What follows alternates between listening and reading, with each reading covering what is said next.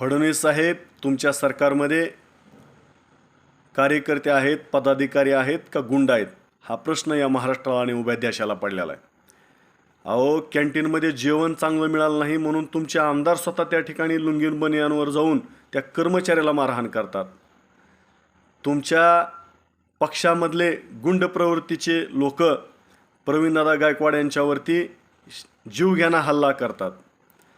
तुमच्याच सहकारी पक्षातील सूरज चव्हाण, छावा संघटनेचे पदाधिकारी, आमचे शेतकरी पुत्र त्या ठिकाणी सुनील तटकरे यांना साधं निवेदन द्यायला गेले आणि त्यांना फक्त समोर पत्ते टाकले म्हणून राग येतो त्यांना आणि त्यांच्यावरती जीवघेणा हल्ला करतात.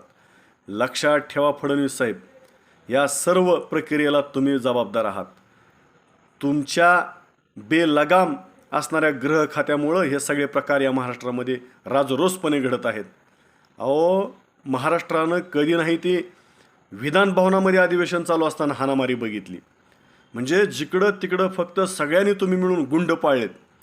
कोण काय बोलायला गेलं की त्याच्या अंगावरती गुंड सोडायचे, हाणमार करायची आणि त्याला त्या ठिकाणी त्यांचं तोंड दाबायचं, त्यांचा आवाज बंद करायचा. ही या महाराष्ट्राची संस्कृती नाही, ही या महाराष्ट्राची परंपरा नाही. तुम्ही महाराष्ट्राची संस्कृती, त्या ठिकाणी असणारी परंपरा पाक मातीत गाडायचं काम तुम्ही करत आहात. ही गोष्ट बरी नव्हे. फडणवीस साहेब, तुम्ही स्वतःला सुसंस्कृत समजता. या सुसंस्कृत महाराष्ट्राचा मूळ ढाचा तुम्ही बदलू नका. तुम्हाला आमची हात जोडून विनंती आहे, हे बरं नाही.